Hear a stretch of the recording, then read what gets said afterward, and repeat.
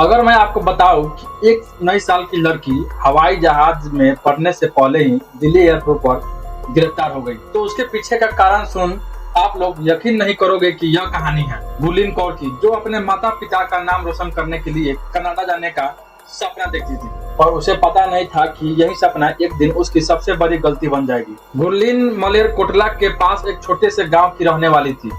पिता करतार सिंह खेती करते थे और माँ स्वर्ण और घर संभालती थी। घर की हालत ठीक नहीं थी और दोनों का एक ही सपना था, हमारी बेटी विदेश जाए, कुछ बने। गुरलीन भी बचपन से होशियार थी। हर रोज वह कहती थी कि एक दिन मैं भी कनाडा जाऊंगी और माँ के लिए सोने की बालियां लाऊंगी।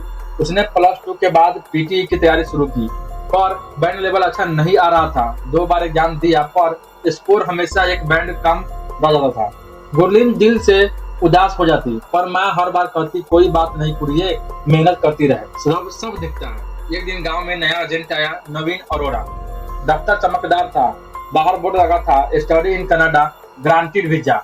नवीन ने गुरलीन के घर पर आकर कहा, आपकी लड़की में टैलेंट है, पर बैंड कम होने के कारण वीजा थोड़ा मुश्किल होगा।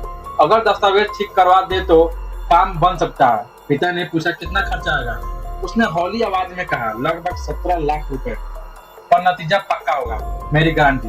करतार सिंह ने अपनी 2 एकड़ जमीन बेचकर पैसे दे दिए। गुरलीन खुश थी। उसने सोचा अब तो मेरा सपना सच हो गया।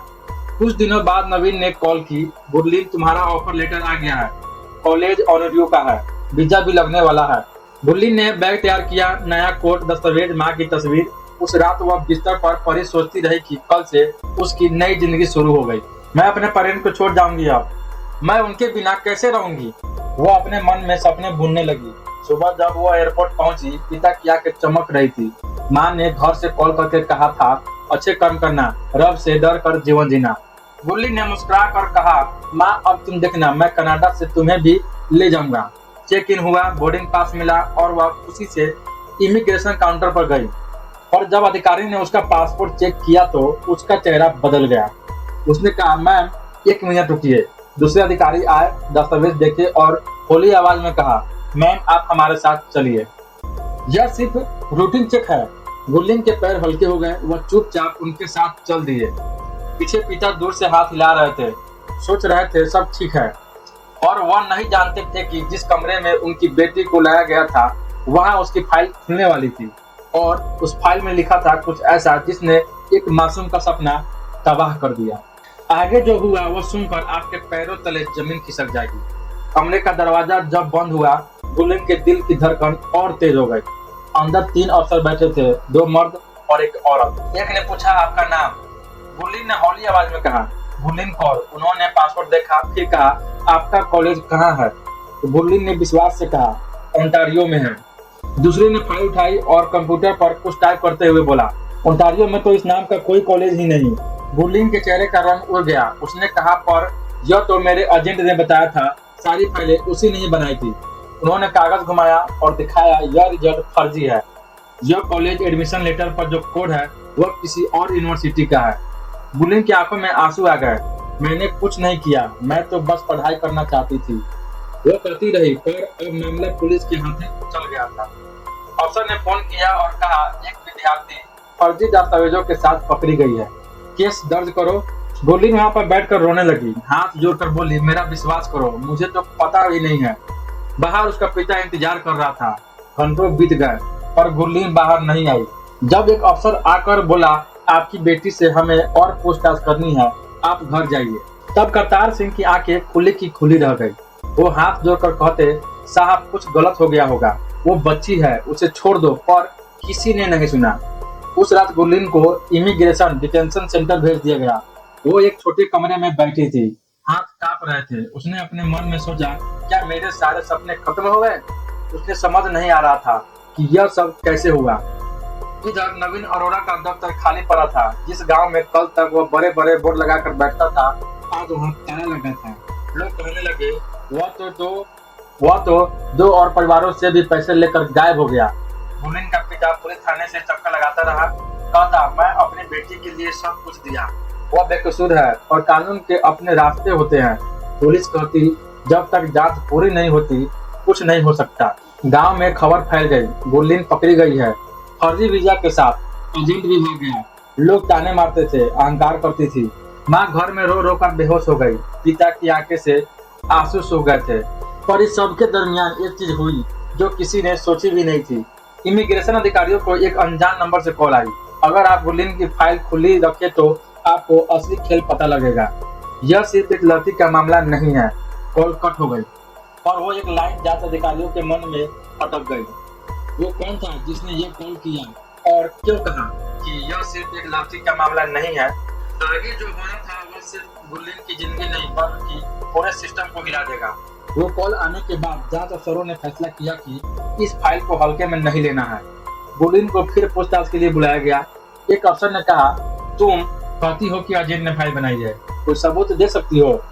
गुरलीन ने हौले से कहा, सर मेरे पास उसके मैसेज है, नंबर भी है। उन्होंने तुरंत मोबाइल लिया और चैट खोले। नंबर नवीन अरोड़ा के नाम से सेव था, पर जब उन्होंने ट्रेस किया तो वह नंबर किसी मैपल कंसल्टिंग प्राइवेट लिमिटेड के नाम पर रजिस्टर्ड था, जो कंपनी ही नकली थी। यही वह बात थी जिससे मामला और गहरा कर दिया। अब जांच सिर्फ गुरलीन तक नहीं थी, सीधे पंजाब के कुछ एजेंसी दफ्तरों तक पहुंच गई थी। वहीं दिल्ली के एक और केस की फाइल खुली। एक लड़का, ठीक उसी तरह का ऑफर लेटर, वहीं कोर्ट जैसे, सबके पीछे एक ही हाथ हो। उधर गुरलीन की माँ अस्पताल में थी, रो रो कर बीमार हो गई। गांव में लोगों ने बोलना छोड़ दिया था, कोई तसल्ली देने नहीं आता था। करतार सिंह थाने, कोटे और एजेंसी दफ्तरों के चक्कर लगाता था। हर जगह एक ही जवाब, जांच चल रही है। और उसी दौरान गांव में एक औरत आई, आयशा गिरवाल, जो एक एनजीओ के लिए काम करती थी, जो एक फ्रॉड के शिकार लोगों को मदद करती थी। उसने करतार सिंह की कहानी सुनी और कहा, आपकी बेटी को सिर्फ सिस्टम ने नहीं फंसाया, यह जाल है, मैं उसे बचाने की कोशिश करूंगी। आयशा ने नवीन अरोड़ा के दफ्तर का पता लगाया। वह गई तो शटर बंद था, पर नीचे एक ब्रोशर पड़ा था जिस पर एक QR कोड था। उसने स्कैन किया तो एक टेलीग्राम चैनल खुला, मैपल फास्ट ट्रैक। वहाँ विदेश जाने वालों की फर्जी फाइलें की तस्वीरें थी और हर एक कोड लिखा था NA11। आयशा ने साइबर सेल को सूचना दी। वहाँ उन्होंने पता लगाया कि यह चैनल कई शहरों में एक्टिव था, अमृतसर, जालंधर, लुधियाना और मुंबई। हर जगह से डाटा एक ही IP एड्रेस पर जा रहा था। इससे यह साबित हो गया कि यह कोई छोटा ग्रुप नहीं, एक बड़ा नेटवर्क था जो स्टडी वीजा के नाम पर फ्रॉड कर रहा था। पर अभी भी उन्हें यह नहीं पता था कि NA11 कौन है। उधर गुरलीन को बेल मिल गई, पर केस जारी था। वो घर पर आ गई, उसकी आंखों में पुरानी चमक नहीं थी। माँ ने पूछा, प्रिय अब क्या करोगी? वह हौले से कहती है, अब डर कर नहीं रहना माँ, अब सच ढूंढना पड़ेगा। एक रात वह आयशा से मिलने गई। दोनों ने मिलकर एक नई योजना बनाई कि अगर नवीन सिंह मिल रहा है तो वो लोग जो उससे जुड़े हैं उन्हें ट्रैप करें। उन्होंने एक नकली फाइल तैयार की और मैपल फास्ट ट्रैक पर पोस्ट कर दी। कुछ घंटों में ये जवाब आ गया, एडमिशन तैयार है, मिलने आ जाओ। अगले दिन वे चंडीगढ़ के कैफे में गए, जहां उन्हें एक बंदा मिला, ब्लैक कैप, व्हाइट शर्ट और गले में चेन। उसने कहा, आपका काम हो जाएगा, बस पैसे लाओ। आयशा ने उसकी बात के बीच कहा, तुम्हारा नाम क्या है? वो हंसकर बोला, मुझे सब एडवाइजर मिडपल कहते हैं। और जैसे ही उसने बैग से फाइल निकाली, बाहर से 2 पुलिस वाले दौड़ते आए। बंदे ने भागने की कोशिश की पर पकड़ा गया। जब उसकी जेब से मोबाइल निकला, स्क्रीन पर सिर्फ एक नाम दिखा, NA11 कॉलिंग। उस पल सबको समझ आ गया कि खेल कितना बड़ा था। पर यह नंबर जिसका था वो कौन था, और सबसे हैरानी करने वाली बात, उसका कनेक्शन गुरलीन की फाइल से कैसे जुड़ा था। आगे जो खुलासा होना था वह सिर्फ एक केस नहीं, सारे सिस्टम को हिला देगा। पुलिस ने जब उस बंदे को पकड़ा, उसने पहले तो कुछ नहीं कहा। हर सवाल पर एक ही जवाब, मुझे कुछ नहीं पता। पर जब अधिकारियों ने उसका फोन खोला और कॉल लिस्ट देखी तो सब हैरान रह गए। वहाँ हर हफ्ते NA11 से कई घंटों की कॉल्स थी और सबसे आखिरी कॉल दिल्ली से आई थी। उन्होंने उसे दबाना शुरू किया, सच पता नहीं तो तेरा लंबा केस लगेगा। कुछ मिनटों बाद उसने हौली आवाज में कहा, मैं सिर्फ कमीशन लेता हूँ, उसका बंदा दिल्ली में बैठता है। असली बंदा तो दिल्ली में बैठता है, नवदीप अरोड़ा, वही जो गुरलीन की फाइल बनाता था। यह सुनकर गुरलीन चुप हो गई। उसने हौले से कहा, वह तो नवीन था। पुलिस अफसर ने कहा, नाम फर्जी था पर बंदा एक ही है। वही जाल पिछले 3 साल से चल रही है। अगले दिन आयशा और गुरलीन दिल्ली पुलिस के साथ मिलकर नवदीप को ट्रैक करने लगे। उसका पता नोएडा के एक रेंटेड फ्लैट में मिला। पुलिस ने रेड मारी पर फ्लैट खाली था, सिर्फ एक लैपटॉप और कई फर्जी पासपोर्ट मिले। लैपटॉप होकर देखा गया तो हर डॉक्यूमेंट पर गुरलीन की फोटो जैसी किसी न किसी लड़की की तस्वीर थी जो अब किसी और देश में गुम थी।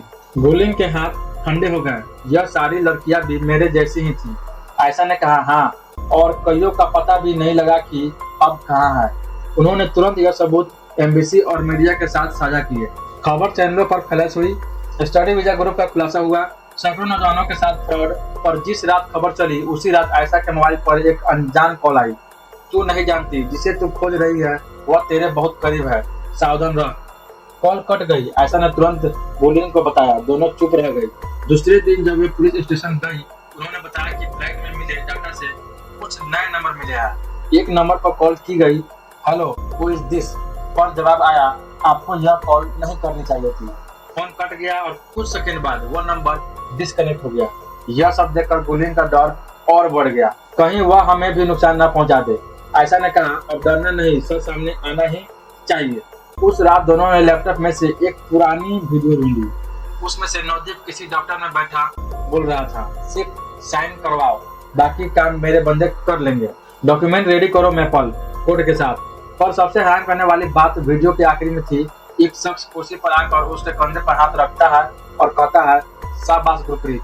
आयशा ने वीडियो खोज की। विपरीत उसने हैरान होकर कहा, गुरप्रीत, यह तो मेरा मामा है। कमरे में खामोशी छा गई। दोनों एक दूसरे की ओर देख रही थी। गुरलीन की आंखों में सवाल थे, क्या मेरे अपने ही सब में शामिल थे? गुरलीन के दिमाग को जैसे झटका लगा हो, जैसे किसी ने सारी जमीन पैरों तले से खिसका दी हो। मेरा मामा यह कैसे हो सकता है? वो हौली आवाज में कहती रही। आयशा ने उसे शांत किया। अब हमें पक्का सबूत लाना पड़ेगा ताकि कोई इनकार ना कर सके। दोनों ने तय किया कि वह अगले दिन गुरप्रीत के घर जाएंगे। अगले दिन वे गुरलीन के गांव पहुंचे। मामा गुरप्रीत बाहर बैठा था, आम दिनों की तरह चाय पी रहा था। गुरलीन अंदर गई तो उसने हैरान होकर पूछा, कौन ये तू यहाँ? सुना था तू जेल में पड़ी है। गुरलीन ने सीधा पूछा, मामा मेरी फाइल किसने बनाई थी? वह हंस पड़ा, वह तो मैं ही करवाता था बेटी, तुझे तो विदेश जाना था। आयशा ने जब उसे वीडियो दिखाई तो उसका चेहरा एक पल के लिए पीला पड़ गया। फिर कहने लगा, मैं सिर्फ कागज साइन करवाता था, असली काम नवदीप करता था। आयशा ने तुरंत कहा, तू तो वीडियो में उसके साथ बैठा है, तेरे बिना यह जाल चल नहीं सकता था। गुरप्रीत ने एक पल के लिए चुप्पी तोड़ी और हौले से कहा, पैसे की लालच ने अंधा कर दिया था। हर फाइल पर मुझे हजारों मिलते थे और मैंने सोचा कौन चेक करेगा। गुरलीन की आंखें भर आई। मामा, तू ही तो मेरा पिता को मनाने गया था पैसे देने के लिए, तूने ही मेरा सपना तोड़ दिया। वह रो पड़ी। गुरप्रीत ने सर झुका लिया। आयशा ने उसकी बात को रिकॉर्ड किया और तुरंत पुलिस को दिया। उसी रात पुलिस ने गुरप्रीत और नवदीप दोनों को गिरफ्तार कर लिया। खबर चैनल पर चलने लगी, पंजाब से कनाडा वीजा फ्रॉड ग्रुप का पर्दाफाश। गुरलीन को क्लीन चिट मिल गई। वह अब आजाद थी पर अंदर से टूट चुकी थी। जब वह घर वापस आई, मां ने गले लगा लिया और कहा, बेटी तू सपना नहीं हारी, सिर्फ उसका रास्ता बदला है। उस दिन के बाद गुरलीन ने फैसला किया कि अब वो और बच्चों को यह सब बताएगी, यह सच बताएगी। वह आयशा के साथ मिलकर गांव-गांव गई, स्कूलों और कॉलेजों में बात की। वह कहती, विदेश जाना गलत नहीं, पर गलत रास्ता चुनना सबसे बड़ी गलती है।